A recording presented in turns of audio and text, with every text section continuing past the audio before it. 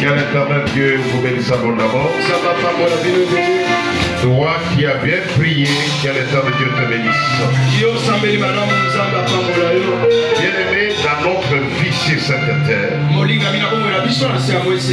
comme les chrétiens, nous n'avons pas d'autres possibilités que la prière. Dans tout ce que nous pouvons faire, nous devons avoir la vie de la prière. La vie de la prière doit nous accompagner chaque jour de notre vie. C'est dans la prière qu'on découvre les dimensions spirituelles. Cet après-midi, nous allons nous exhorter un peu et nous allons beaucoup prier. Nous avons dit que ce soir nous allons parler sur la puissance du nom. La puissance du nom. Je ne parle pas de la puissance du nom de Jésus. Mais je parle de la puissance du nom. Il faut que cet après-midi, Dieu te fasse un nom. Je ne parle pas du nom de Jésus. Mais je parle de ton nom. Il faut que Dieu fasse que ton nom soit un nom respectueux. Nous sommes dans la Bible. Nous lisons Genèse. Chapitre 16. Le verset 11. Genèse chapitre 16. Genèse chapitre 16. Nous lisons le 11e verset. C'est dans le 11e verset. L'ange de l'Éternel lui dit: voici, tu es enceinte. Et tu enfanteras un fils à qui tu donneras le nom d'Ismaël. Car l'Éternel t'a entendu dans ton affliction. Tu peux t'asseoir. Nous lisons le deuxième verset, toujours dans le livre de Genèse, chapitre 12, le verset 2. La Bible dit: je ferai de toi une grande nation et je te bénirai.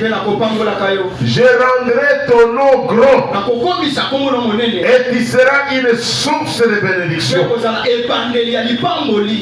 Je rendrai ton nom grand. Cet après-midi, ma prière, ta prière, que Dieu rende ton nom grand. Que Dieu rende ton nom grand. Ici, Dieu parle à Abraham. Abraham, il était en Chaldée. Il y a Chaldée. Oh, quand il lit l'histoire d'Abraham, tu vas trouver que le père d'Abraham était un musicien. Un homme qui adorait des faux dieux. Mais la Bible nous dit que de cette descendance, des gens qui adoraient les faux dieux, il y a un monsieur qui s'appelle Abraham, qui sort de cette génération. Mais pour qui Dieu dit, malgré que tu sors de cette génération, toi Abraham, je rendrai ton nom grand. Écoute mon frère et ma soeur, durant la semaine nous avons parlé, nous avons vu que la famille a toujours été bloquée par quelqu'un. C'est comme Abraham s'est retrouvé en Chaldée, il devrait vivre selon les pratiques des Chaldéens. Quand il sort, il croise Dieu. Pour qu'Abraham devienne puissant, il avait fallu que Dieu intervienne et que Dieu rende son nom grand. C'est pourquoi je dis à quelqu'un cette année, quelle que soit la famille où tu es sorti, il y a la possibilité comme Abraham à ce que Dieu fasse ton nom grand.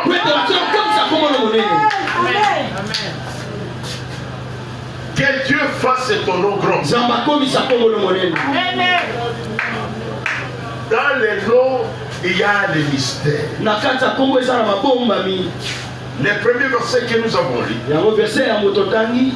il s'agit d'une femme qui s'appelle Agar.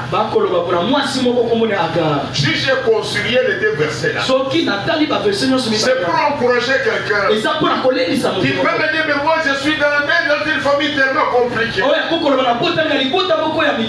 est-ce que mon nom peut devenir grand? Les deux personnes que je vous présente, que ce soit Abraham, que ce soit Ishmaël, Ishmaël est né d'un esclave.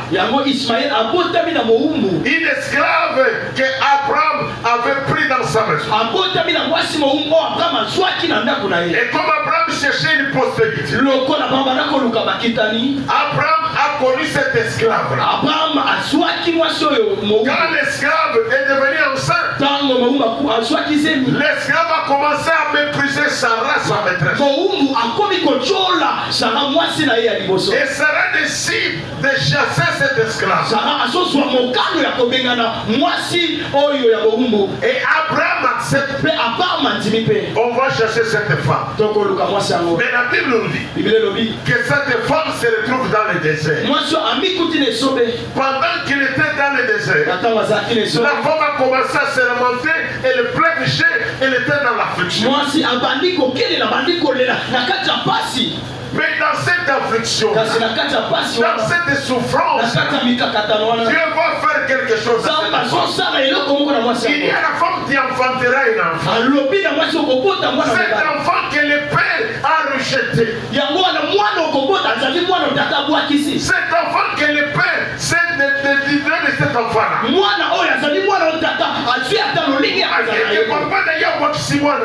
Malgré que son père a rejeté quand il va mettre au monde cet enfant, il va lui donner un nom. Son nom sera Ismaël. C'est-à-dire, cet enfant-là va soulager ton affliction. Écoute mon frère et ma soeur, ce n'est pas le moment que tu passes maintenant qui détermine ton avenir. Non. Il peut passer des moments difficiles. Des moments impossibles. Des moments devenus trop durs. Mais ce n'est qu'il y a un Dieu qui te connaît. Ce Dieu-là, il a encore une surprise. Il peut te surprendre là où tu t'attends le moins. Agar se retrouve dans le désert, dans l'affliction. C'est là la souffrance atroce, sans espoir. Mais l'Éternel est là.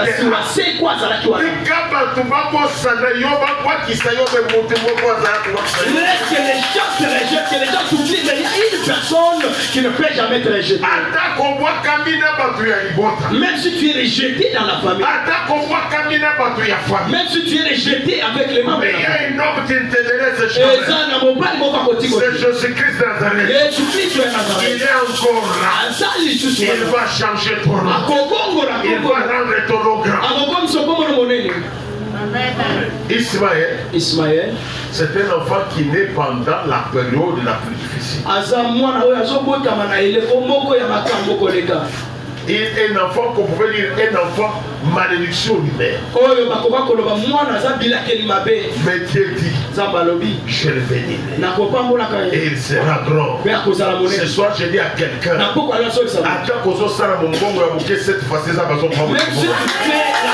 il est moindre, mais ce soir l'Éternel va augmenter. La petite capitale, l'Éternel va te bénir. Et sera la petite, et ça va laisser des traces. Ne te découragez pas. C'est le problème du nom. Et ça, la Bible dit, je rendrai ton nom grand. Notre sous-thème que nous parlons, que Dieu rende mon nom grand. Ta prière de cet après-midi, que Dieu rende mon nom grand. Dieu n'a pas dit je vais rendre vos noms comme si vous étiez plusieurs noms.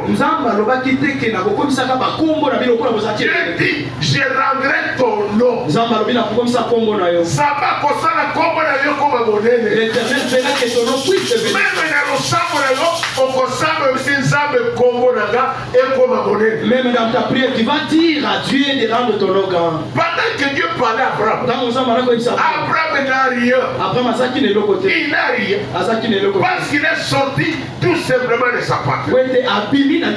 Il est sorti de son village. Et Dieu lui amène dans un endroit inconnu. C'est pendant que Dieu marche avec ces messieurs-là. Il dit toi Abraham, je vais rendre ton nom grand. Lorsque ton nom devient grand, même les nations de la terre seront bénies en toi.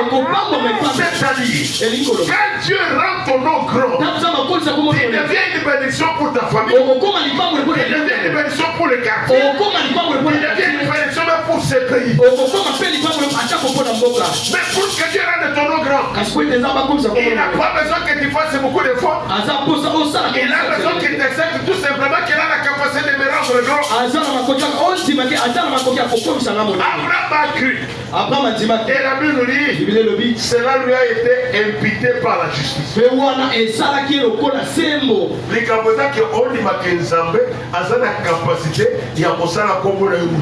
problème est que tu crois que l'Éternel a la capacité de rendre ton nom grand. Écoute mon frère, les noms déterminent même la destinée. C'est-à-dire, ta destinée est liée d'abord à un nom. La destinée d'un homme est liée à un nom. Quand Dieu t'accorde un nom, ce nom-là prévoit déjà ta destinée. Il y a même des gens qui souffrent maintenant parce qu'ils ont des noms qui ne disent rien, les noms qui ne prévoient rien dans la destinée. Ma prière ce soir est que l'Éternel te donne un nom qui ouvre la destinée de ta vie. Les noms qui doivent faire que ton avenir devienne radieux, devienne merveilleux. Parce qu'il y a d'autres noms qui ne disent absolument rien dans la vie. Pour comprendre le mystère. Je vais parler petit à petit afin que tu comprennes les mystères. Dans les noms, il y a des mystères. C'est depuis la création. Les noms renferment les mystères.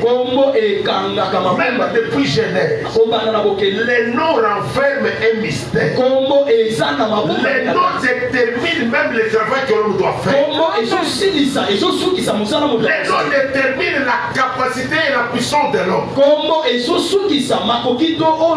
noms déterminent ce que l'homme peut faire.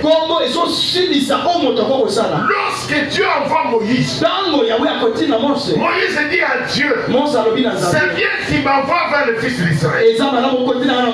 Mais il faut me poser la question, celui qui t'a envoyé, qui est son nom? Pourquoi? Parce que les noms déterminent la mission sur le plan spirituel. Dans le sphère spirituelle, les noms a un travail, a une mission accomplie. Dieu ne pouvait pas accomplir une mission sans qu'il y ait un nom. C'est pourquoi Moïse dit, quel est ton nom? Afin que je dise aux enfants d'Israël. Même quand je me présente devant Pharaon, je vais dire à Pharaon, il y a quelqu'un qui m'a envoyé pour que tu puisses libérer le peuple d'Israël. Mais je dois connaître les noms. Les noms ont toujours un pouvoir. Les noms ont une capacité, une puissance à l'intérieur. Imaginez ceux qui m'accordent dans la police. Et remarque si on t'arrête chez la police et on te questionne quel est ton nom. Oh, et si dans la motema.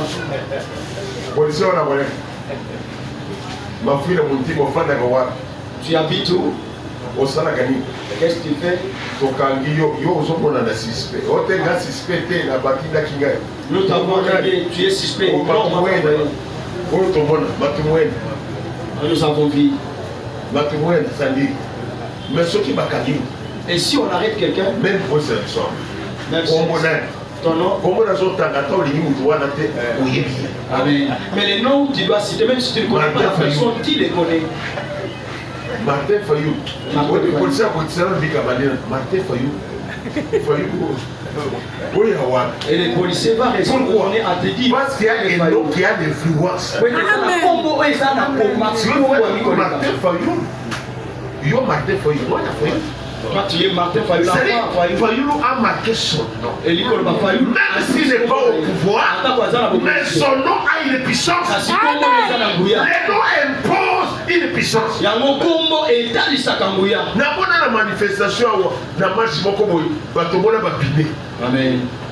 Dans la police, on a changé. Et j'avais vu dans une manifestation qu'on a imprimé les pinets. Et vous allez payer mes pinets. Et on était parti acheter les pinets. C'est pas ça. Il y a trois pinets, il y a Pierre. Pierre, oui. Mais prends celui qui viens d'abord ici pour qu'on te voie. Pierre à l'équipe policière te voit piné. Et Pierre passe et que les policiers trient ces pinets. Est-ce que Pierre a l'autorité de dire aux policiers de payer? On va d'abord lui chiffrer, premièrement. Comme les cadeaux, il pleure dans sa langue maternelle. Toi, quel pouvoir tu as? Et sort d'ici. Martin Fayou décide de ne plus se déplacer là où il était. Et ce commandant était major, il est allé payer le piney. Et il est venu remplacer dans ce véhicule-là. Pourquoi? Car seulement les noms. C'était Martin Fayou. Combo na Ezalaki Martin Fayou. Il y a des gens qui ont marqué. Les noms s'imposent. Mais comment ils sont mis? Les noms s'imposent. Comment ils sont mis? C'est pourquoi ce soir, ton problème, tu dois prier Dieu pour que ton nom devienne grand. Même dans le monde de l'ennemi.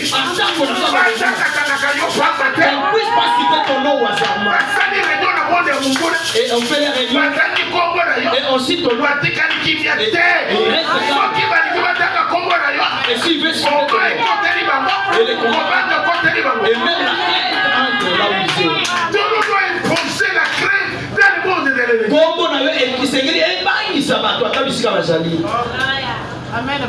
Il faut que Dieu te donne un nom. Et c'est que j'appelle ce combo.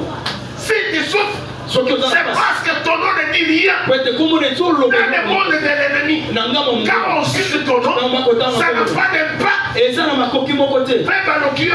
et on t'envoûte réellement. Parce que Congo, tu as sacrifié qui c'est Adolphe Mukonzi. Nous allons le bouffer quel jour. Mais quand ce nom n'a pas l'impact. Quand ce nom a l'impact. Mais ceux qui comprennent les gens dans ma communauté. Et dans ma contact. Et même vont se tenir debout. Celui de mon père, non, celui-là non. Il faut que Dieu te fasse ça. Et c'est ça, parce que Dieu t'a donné la capacité de dominer sur toutes les choses. Et ton nom doit dominer. Et te donne des noms qui dominent. Les noms qui s'imposent. Les noms qui dominent toutes les choses. Écoutez. Vous savez, même dans l'armée,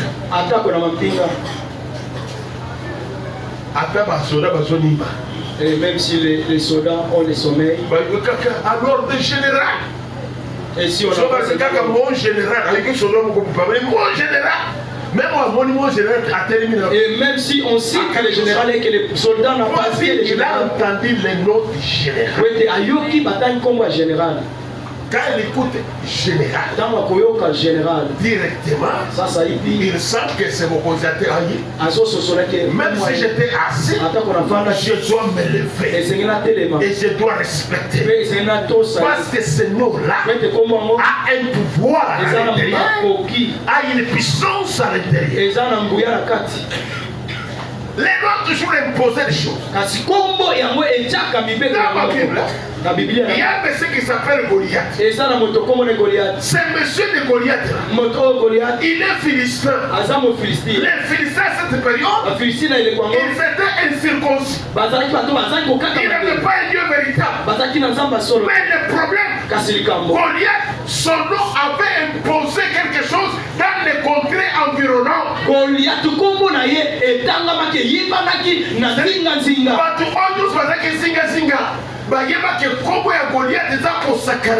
Cela veut dire tout l'entourage qui l'entourait connaissait très bien que le nom de Goliath n'est pas un nom à paginer avec. C'est pourquoi quand on parle de Goliath,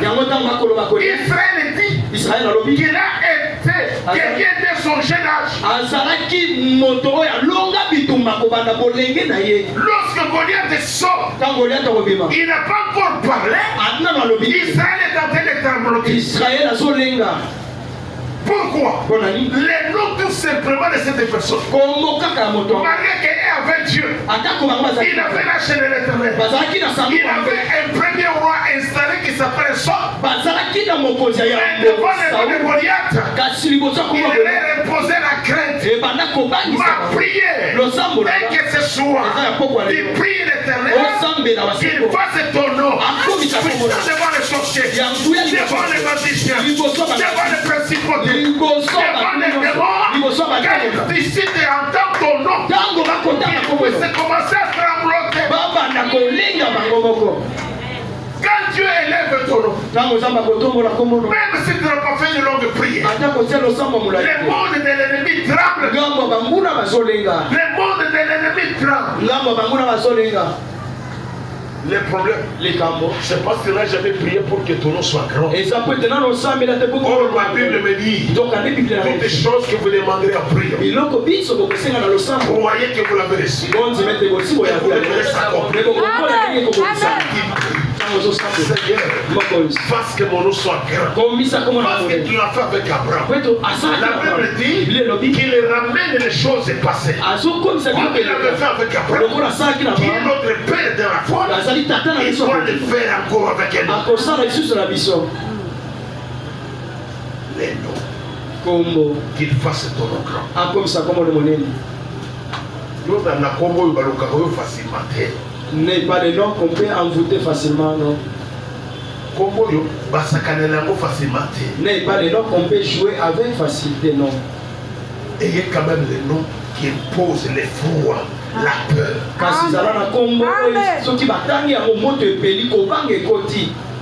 On avait un homme ici, un opposant qui s'appelait Étienne Tshisekedi. Juste son nom. Les militaires tremblent. Son nom.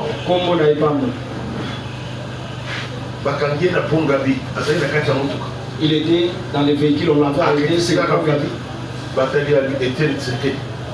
mon président, opposant, il y a beaucoup. Et on l'a vu de loin, on dit salut le président. Mon président. Les noms c'est ministre, il n'est pas ministre, il n'est pas bourgmestre, chef de quartier, il n'est pas chef du quartier. Mais parce qu'il s'est imposé dans l'opposition. Maintenant, c'est peut toujours la avant démocratie. Et vous craignez de citer le nom de Mobutu. Il n'est pas là. Mais tu ne cites pas. Et si quelqu'un veut citer son nom, non, arrête. Tu regardes de gauche à droite, tu vois s'il y avait quelqu'un. Mobutu a ça. Pourquoi? Parce qu'il avait posé. Toi aussi.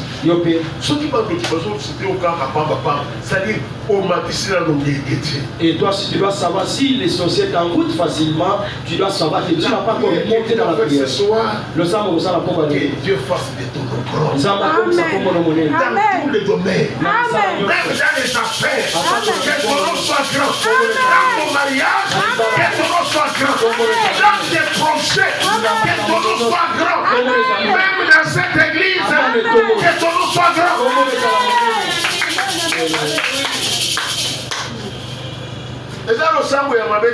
Ce n'est pas une mauvaise prière. Pourquoi les gens ont toujours l'habitude de dire que nous sommes venus accompagner d'autres sur la terre. Et quand tu étais né sur cette terre, on n'avait pas écrit que tu étais accompagner d'autres personnes. Et si tu étais venu accompagner d'autres personnes, mais moi je n'étais pas venu pour accompagner d'autres. Nous tous nous allons profiter. Que ton nom, je ferai de ton nom grand. La grande chose que nous ne savons pas faire, c'est parce que nous ne savons pas que dans les mondes spirituels, quand l'homme y entre, on change même son. Même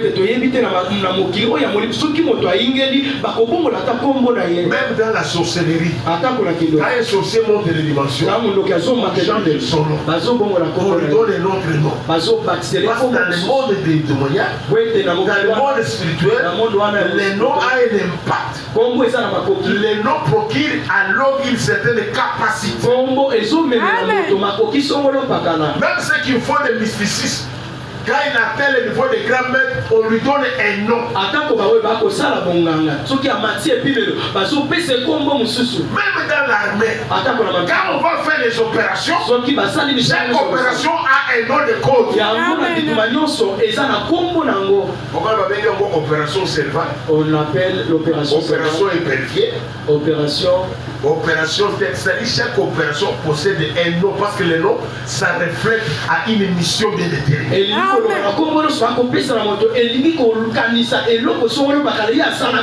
Mosala nyonso basalaka atako na l'armée bapesaka mosala wana ko po kombo nde kotalisa mosala oyo ekosalemaka. Est-ce que vous avez bien? Que ton nom soit grand. Cet après-midi, nous allons beaucoup prier. Notre prière, que Dieu fasse de nos noms grands. Abraham, quand Dieu lui parle, il dit seulement je te fais un nom grand. Mais si les gens peuvent être bénis, ils seront bénis en toi. J'ai dit à quelqu'un ce soir, si dans ta famille, les gens doivent être bénis, il faut qu'ils soient bénis en toi.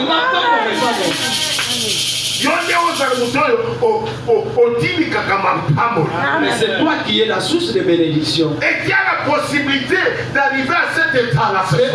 Qui a la capacité d'atteindre cette dimension-là ce soir. Je dis pas demain, je dis ce soir. Qui a la capacité d'atteindre ce niveau-là. Un jour, je suis monté à la montagne à Mouchibaï avec certains serviteurs. Parmi eux, il y a des pasteurs qui sont ici. Là, nous avons déjà prêché ici, il est le pasteur de Asekan Diringiri. Donc je prends dans 2 semaines, nous prêcherons, il est pasteur de Asekan du côté de Kitambo. Je leur ai dit, quand vous vous approchez de Dieu, il vous impose, il vous accorde quelque chose. Et nous sommes montés à la montagne pour prier. Quand nous sommes descendus, l'un d'eux, le pasteur Kader, il me dit, papa, depuis que nous sommes descendus à la montagne, nous avons notre cousin, chaque fois quand il me voit, il m'insulte sérieusement.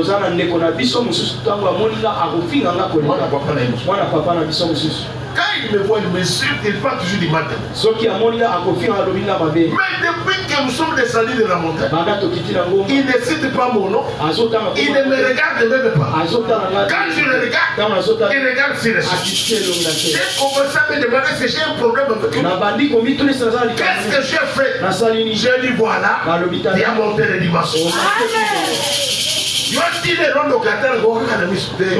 Aujourd'hui, les sociétés regardent toujours comme ça. Il y a quelque chose qui te mais ce soir, ta prière, que Dieu t'investisse du nom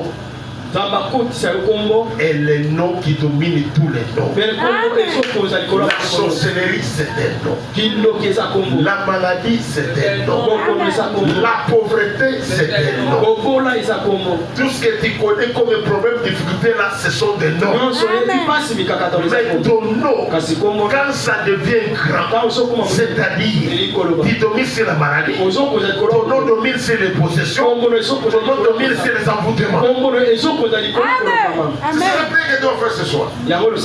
Qu'il fasse de ton nom grand. Tu dois dire, Seigneur, je ne sortirai pas ici jusqu'à ce que tu fasses de mon nom grand. Quand ton nom est grand, même les bénédictions vont te chercher. Tu ne dois pas chercher les bénédictions, mais ça va te chercher. Parce que dans les noms, il y a la capacité d'attirance et de meilleures choses vers toi. C'est pourquoi Dieu a dit à Agar, tu vas mettre au monde un enfant. Cet enfant qu'on a négligé là, cet enfant là, il sera l'enfant qui va te consoler dans l'affliction. Et son nom sera Ismaël. Or, quand nous voyons cet enfant Ismaël, qui est né dans le désert, là où il n'y avait rien, il a laissé un miracle qui existe jusqu'aujourd'hui. Il est le père des Arabes. Il habite toujours dans le désert. Dans le désert, on ne plante rien. Mais Dieu a fait qu'il y ait du pétrole qui attire des milliards et des milliards de dollars. Aujourd'hui, quand les gens partent à Dubaï, Dubaï c'est un désert qu'on a transformé en une ville. Même la pluie qui plaît à Dubaï, parce qu'ils ont beaucoup d'argent, il y a des avions, on met des missiles à l'intérieur, ça monte dans les nuages. Ce que je vous dis, c'est vérifiable. Ils vont bombarder les nuages et ça fait pleuvoir la pluie. Mais tout le monde ici, il chante Dieu alors à Dubaï. À Dubaï, on ne fabrique rien. Toutes les voitures que vous voyez de Dubaï, ce sont des voitures des Japonais, des voitures des Chinois. Et ils travaillent chez eux. Tout ce qui reste comme les surplus, ils les amènent à Dubaï. Mais maintenant, les gens de Dubaï, ils vendent comme si c'était leur propre voiture. Dubaï, qui est aussi le thème dans Dakar. Et à Dubaï, là, on commence à voir même les frétins. Les frétins de Dubaï. C'est moins cher plus que le frétin de chez nous. Il y a le mal du mot que vous dites. Voilà que. Ça, c'est les frères de Pourquoi? Ils sont sous la lignée d'Ismaël. L'homme qui a été rejeté. L'homme qui a été né dans des conditions difficiles. L'homme qui a été né d'une femme esclave. Il a laissé des traces. Laisse que Dieu te fasse un nom. Les noms que Dieu doit te faire, ça va laisser des traces. Sur tes enfants, sur tes petits-enfants, de génération en génération. Ce soir, j'ai besoin de gens qui vont prier Dieu. Qui disent Seigneur, les gens sont arrivés pour que mon nom devienne grand, pour que mon nom soit élevé. Même si ma famille est pauvre, même si dans ma famille il n'y a rien, je dois faire les noms, je dois m'imposer à ma famille. Je vais terminer parce qu'il était en train de passer. Un jour, Walesa vient vendre le diamant ici à Kinshasa. Walesa n'est pas né dans une famille riche. Abotama la famille Abatombo. Quand il arrive en Boujima, à cette période-là, on continue la famille à Vandraska. Il y a la maison Lukusa, il y a maison nombreux qui étaient connus là. Mais Walesa n'était pas connu. Son père, Papa Kandolo, n'est pas connu. Il n'est pas connu. Mais ce monsieur-là, il a compris qu'il faut que mon nom soit grand. Il vient vendre les diamants ici. Il avait un petit colis. Il servait sur la ligne les gens qui vendaient. Il regarde tous les païens là. Ceux-ci sont un gros colis. Et l'autre païen un gros colis. Et l'autre païen un gros colis. Lui, les chrétiens qui prient sérieusement, qui craignent Dieu, ils sont un petit colis. Mais regarde, on va traiter d'abord le gros colis parce que lui c'est un petit colis. Il dit non. S'il s'agit que je puisse avoir un petit colis, là que Dieu puisse tout manger. Parce que moi je ne peux pas accepter que les païens puissent avoir des gros colis. Moi traiter les petits colis. Il a pris son petit colis. Un jour de culte, il arrive au niveau des paniers de l'enfant. Il met son petit colis. Il dit Seigneur, comme toi tu vois que les païens me surpassent, même les petits ici bouffent. Donc il dit que l'Éternel puisse bouffer tout. Parce que tu as voulu que moi je sois malheureux. Mais quelques temps après, parce qu'il avait besoin que son nom soit grand, on a attrapé une grosse pierre. Il y avait beaucoup de gens qui sont venus proches. Lui aussi se présente sans argent, sans quelque chose. Les petits qui avaient les diamants là, ils regardent dans le foule qui était venu. Il dit pour que si vous n'avez pas l'argent pour acheter mon diamant, c'est Walesa qui va acheter. Il est le s'est approché sans argent. Il a pris la pierre. La fin du pierre, il n'y a pas de problème. Il viendra me donner l'argent après. Il est parti avec les diamants. Il a vendu trop cher. Il a vendu l'argent. Et il est devenu fort riche. Non seulement riche à monnaie, il est connu aussi mondialement. Il est venu dans la finance. Il est venu dans le ministère. Le problème, c'est d'avoir ces soucis-là. De devenir grand. Jusqu'à ce que tu vas aimer être pauvre. Tu vas accepter tes conditions misérables jusqu'à quand? Jusqu'à quand? Misérable. Combien d'abord il y a beaucoup de problèmes. Et ta façon de manger toi-même c'est un problème. Tu pries encore pour les manger. Et qui n'ont le sambe la capone. Or la nourriture que les oiseaux mangent sans travailler. Et soit tu as déjà vu un oiseau qui prie Dieu de lui. Les versets qui est dans ma Bible. Mais le verset vous en avez il dit, si nous avons la nourriture et les vêtements, cela nous suffit. Il n'a pas dit si je cherche la nourriture. Il a dit si nous avons la nourriture, nous avons les vêtements. Nourriture, c'est-à-dire quoi? Je mange par rapport à mon goût. Ah oui. Aujourd'hui je mange. Aujourd'hui je mange. Amen. Sikoyo okome mbongo eza moke okoki kosomba makolo ya soso. Obi l'essentiel ezaka solo. Ozali poso ya solo te. Mais ce qui est important c'est l'odeur. Mais tu n'avais pas besoin de l'odeur. Mais la pauvreté t'a poussé à manger même l'odeur. Ozoli aposa ngolo bina lie ngulu. Poso wana ngulu. Wana separa na ngulu fo. Sokole posote ole bikono. Les sabots. Les sabots. Mais il va dire que les sabots sont pour les et puis, babiner le boulot, la baboie sur ma balle.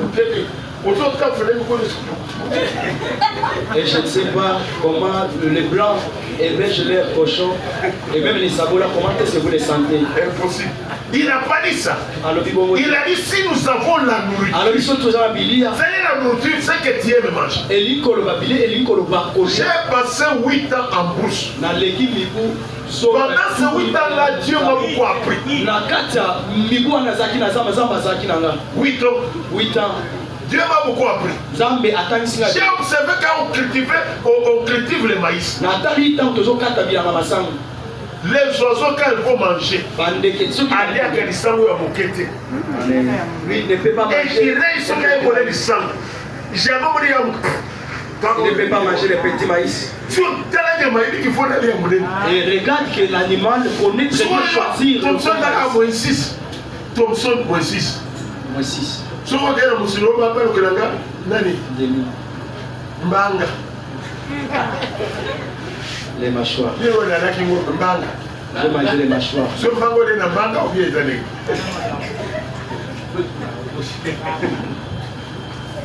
Et ici, nous avons les vêtements. Les vêtements, c'est-à-dire, nous avons l'art. Cela veut dire avoir les habits à mon goût. Si nous avons les vêtements, ce n'est pas que comme vêtements, on a de n'importe quoi. La moria, ça, l'antiti. Ce qu'on a fait, il y a 4 prix. Ce qu'on a pour me n'a quitté ça, n'a quitté ça au pantalon, au bateau. Ce qu'on a mis la chemise dans la peine. Et aussi, c'est pas ça. Il y a passage. Ça, c'est le coup du passage. Donc, mais tu passais aussi. Il y a retrouvé qu'on a fait. Tu n'étais pas parti acheter ça.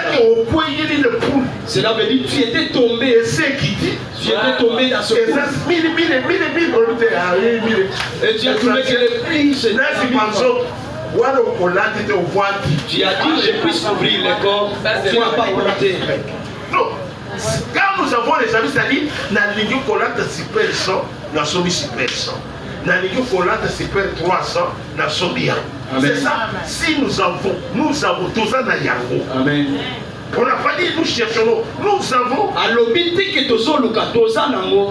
Les chrétiens se trompent. On a dit si nous avons les nourriture, vous en avez moté. Tu n'as pas la nourriture. Tu n'en as pas. Quand Dieu te fait grâce,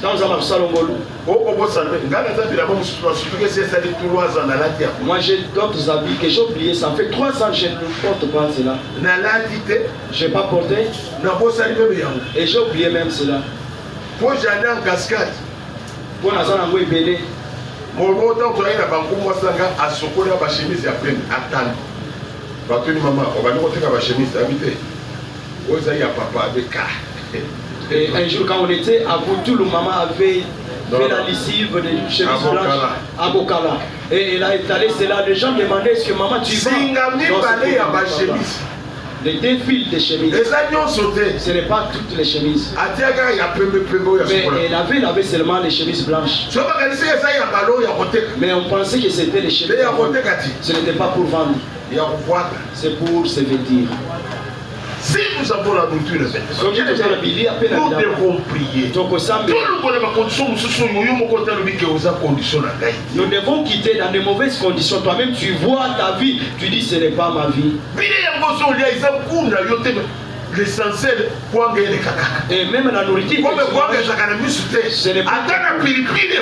même la nourriture que tu manges, ce n'est pas ton goût, mais tu dis même s'il n'y a pas la nourriture, mais avec les chikwang et les piments, ça passe. C'est la pauvreté. Il faut qu'on puisse et c'est tout le monde de cette position-là. La vie que je ferai ton nom grand. Capacité en voisin et que ceux qui n'ont pas maman que tu atteignes la capacité, même les voisins peuvent venir. Si j'arrive là-bas, je vais manger. Il y a une autre personne, si le voisin s'approche, il va dire à la femme d'éteindre les feux, car le calcul de foufou va se tourmenter. Comment on fait ça?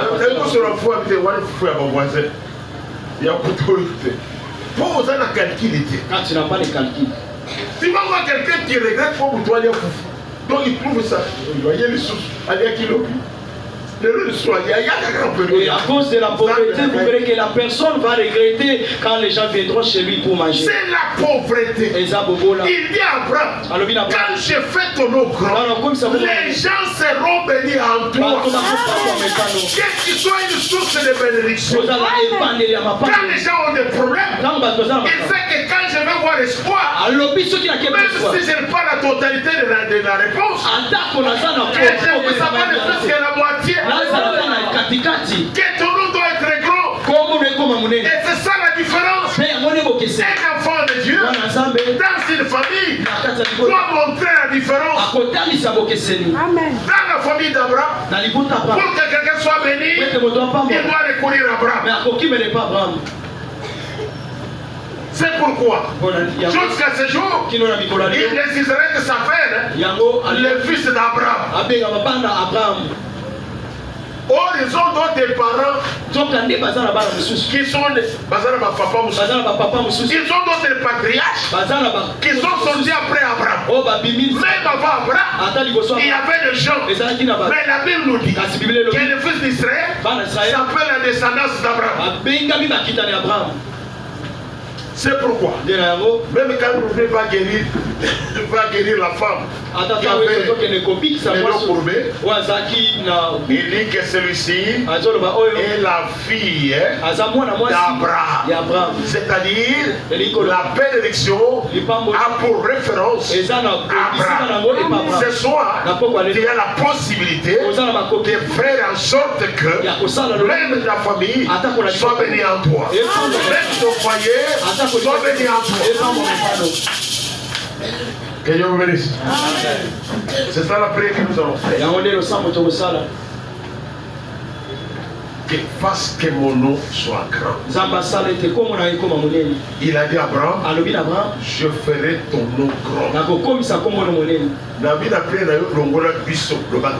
J'ai dit dans sa prière, ton nom.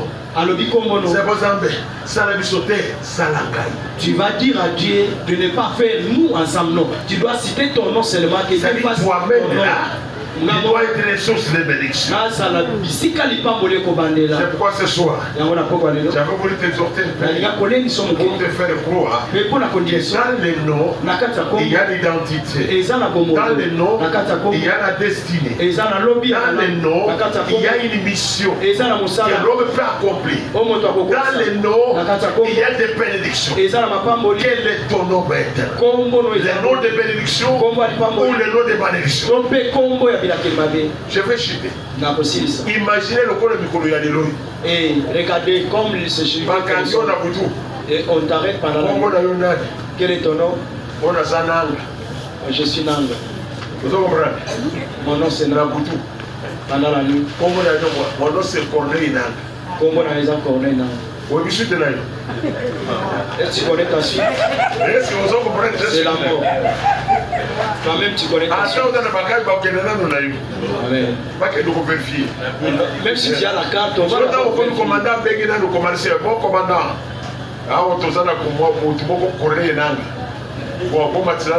besoin d'identification. Amen. Et si tu dis tu es Jean-Pierre Mbele, on va te ça peut t'attirer quelque chose. Et vous pouvez donner l'eau. C'est Sultan Makenga. Et que tu es une physionomie. Là c'est Makenga. Il y a des noms qui apportent des malédictions. Il y a des noms qui apportent des bénédictions. Mais ce soir, que Dieu te fasse sortir des noms de malédictions, qui t'appelle dans le nom de bénédictions, que tu sois source de bénédictions pour les autres. C'est pourquoi même Jésus-Christ, quand il va revenir, on dit qu'il avait un nom écrit sur sa cuisse, que personne ne connaissait. Son nom est la parole. Donc dans cette émission d'accomplissement de la rédemption, il vient avec un nom. Amen. Amen. Ce soir, nous allons nous écrire dans la prière. Nous allons beaucoup prier. J'aime que tu puisses parler à Dieu. Fasse que mon nom soit grand. Seigneur, fasse que mon nom soit grand.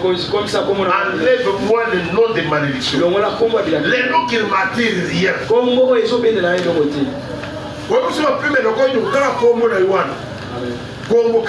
Seulement les noms. Et ça, les gens qui attendent pour côté. Et ça, les gens qui même nous ont codé sur la défense. Nous sommes salés de Bola. Mais comment ça, la Congo est tombé à mité, à bon salé Bola Moussa. Et il nom, tu lui fais du bien. Comme tu as un mauvais nom, il oublie même les biens que tu l'avais fait. C'est pourquoi ce soir, j'aime que Dieu te fasse un nom grand. Les noms qui peuvent t'attirer des bénédictions. Les noms qui peuvent s'imposer dans le monde. Les noms qui doivent faire des grandes choses dans ce monde. Il y a des noms quand on les cite, les portes s'ouvrent. Quand tu cites tout simplement les noms là, les portes s'ouvrent de soi-même. Dans l'Union cité, d'abord exemple,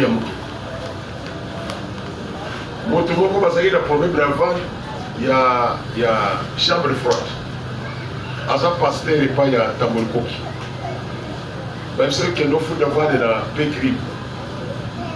À qui on fout d'avoir de la pécrim. Batini et pas colonel Mongo. Abadou Patana, il y a un fond d'accord. Faire louer la chambre froide naïe, à Tikali na Nyongonanga, il y a un foutate. Comme on a Van Wales, tu vois dans Wales ou on va dans Wales. Bonjour, c'était à ceux qui voient là. Il faut que tu regardes. Ce que je vous dis est vrai. Avant de passer, il n'y a pas de temps de copier. Afin d'arriver. Même si ceux qui vont voir ça, il faut que tu regardes. Si vous savez, ça n'a pas de souci. Oh, Nani, et ça, frère, comment on a Nani? Oh, Moujanai. Trois éléments, le cas trois éléments. Ok, vous avez un ya Moujanai, les noms tout simplement. Frère, à son guérison, à 3 ans, Papa Badi a dit pas, il a dit qu'il n'était pas à porter des conseillers avant, à aider tout s'arranger. Pourquoi les noms? Mais quand il n'y a pas les noms, mais ceux qui ont ça, mais c'est fini. Les noms ont un pouvoir. Par exemple, on comprend les capacités à Combo. Amen. Mais tous les exemples que je vous donne, c'est pour que tu comprennes les capacités que portent les noms. Mon la 12e rue. Le général Skaté dans un commandé par la police militaire. Na benki to beti Swahili bakangi mutu kananga tabika et puis balai bato mutu. Zera na zoye. Ayeti na 12e rue. Akuti mutu ga yango. Chauffeur Anthony Nako. Azoto na chauffeur. Azoto na bangote. Azoto na chauffeur na yo azapiye. Ami chauffeur. Nana kangi yo. Bima na prison. Azoto na militaire ba batete. Chef de garde de tout le temps, il faut mourir. Madame, sans compter le bango, l'autorité. Mamatimutu. Longo. Alouane. Maman, quand tu vas te lever, la garde. Aïe, quand tu as le bango, il va te faire un moutou. Batterie à moutou en anglais. Mais bon, c'est là, nga no bi batterie mutu keza wa bozu tona nga na bi batterie te. Ni le bado sa mo tele. Kombo. Ba général sikate. Ati bango pesa na mo ya carburant. Ba bi simbo ba carburant ba pesi. So ezala ngana yo. Ko pa to le le bilu ra ke. Quoi taille nga batengana biso na yo bokanga ye bokanga bango aya libere mutuka ole tofuta bafukiye vraiment quand Dieu élève ton nom les choses changent. L'atmosphère change. Même les amis changent. Tu n'as pas besoin de chercher les relations. Les relations vont te chercher. Aujourd'hui, tu cherches des relations. C'est parce que ton nom n'a pas encore marqué. Mais quand ton nom marque, quand ton nom est élevé, les relations vont venir vers toi. Tu peux t'écrire dans la prière. La première chose, tu vas prier Dieu puisqu'il enlève les noms des malédictions qui est sur toi.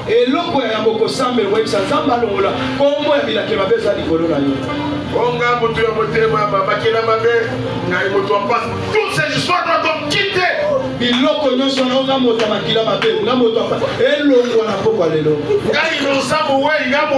Ça doit quitter. Tous ces noms qui dominent ta vie, qui ne te donnent pas la gloire, qui te fait manquer du respect, ça doit te quitter ce soir. La maladie, c'est tes noms, ça doit quitter. Les possibilités dans ta vie, c'est tes noms, ça doit quitter. Les stérilités, c'est tes noms, ça doit te quitter. La pauvreté, c'est tes noms, ça doit te quitter. Les célibats, c'est tes noms, ça doit te quitter. L'encoutement, c'est tes noms, ça doit te quitter. Ce soir, il y a un nom nouveau qui va arriver. Un nom de gloire. La première prière que tu fais, tu vas chercher tous ces noms-là. Les noms de malédiction, les noms de malheur, dans ta vie, dans ton parcours, ça doit te libérer. Ça doit te libérer. Toute puissance que mène tes noms, les noms de blocage, ça doit te quitter. Prie, mais te verrez que ton gloire à Dieu. Pour les noms des mobiliers, ça va quitter. Par contre, nous soyons. Par contre, nous soyons. Par contre, nous soyons. Et nous voyons pas.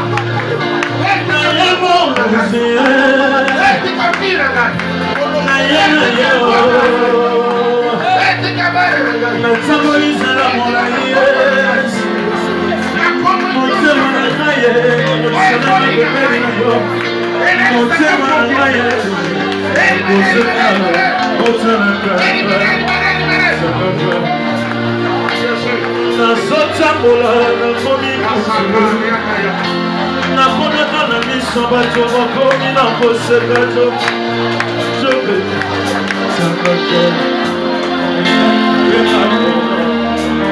anga sakaka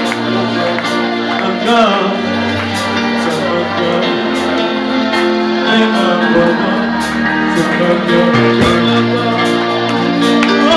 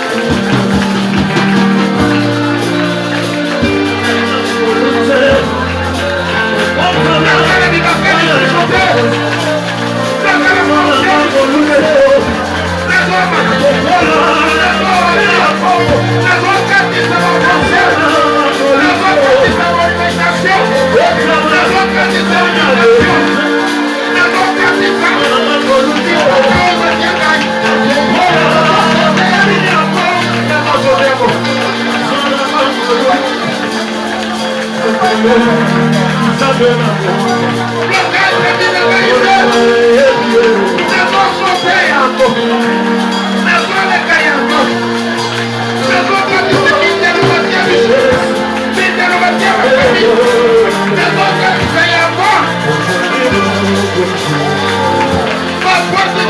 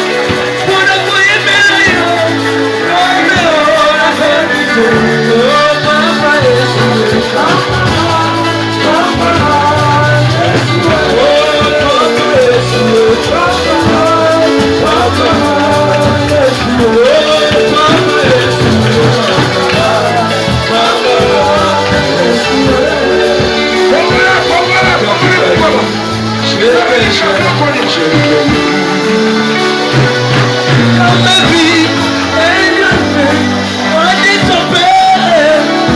Une opportunité, manger le pain. David a dit, j'ai déjà, j'ai vécu.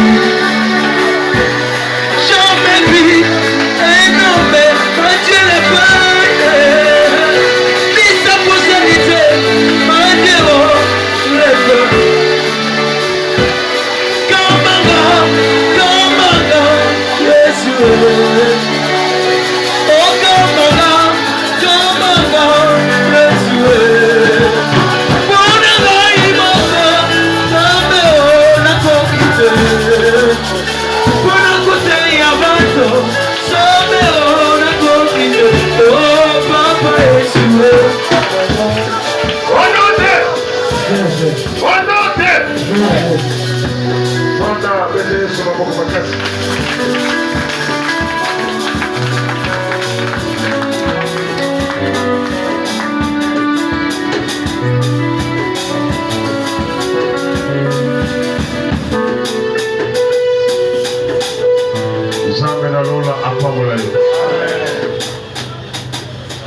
Torobi, toza au moins 5 vendredi, oyo ya liboso, oyo kwa toza 5 vendredi, tozo sala lo samu ya moto.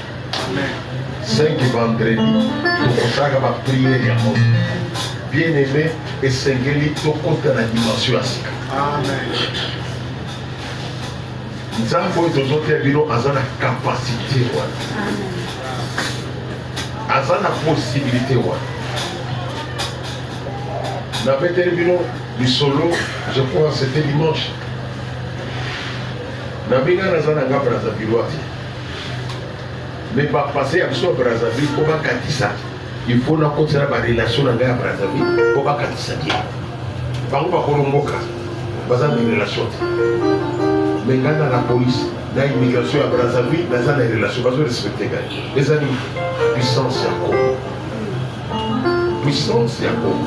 So ka kosame za bokombo na bitombo et makambo kokoma facile. Amen. Et kotambo na facilement. On a la pongité sambela que chaque fois même dans la oyebisi zambe ça la kombo na kamni. Kana ikotika mudura mukirite. Na ikotale na mudura mukirite bato bayikotale na ngai. Et kobi tour na ngai. Yebisa voisin kobi tour na ngai. Voilà. Les gens tournent na yo. Nzambo abimisaka mbongo na moloko ya mbisi.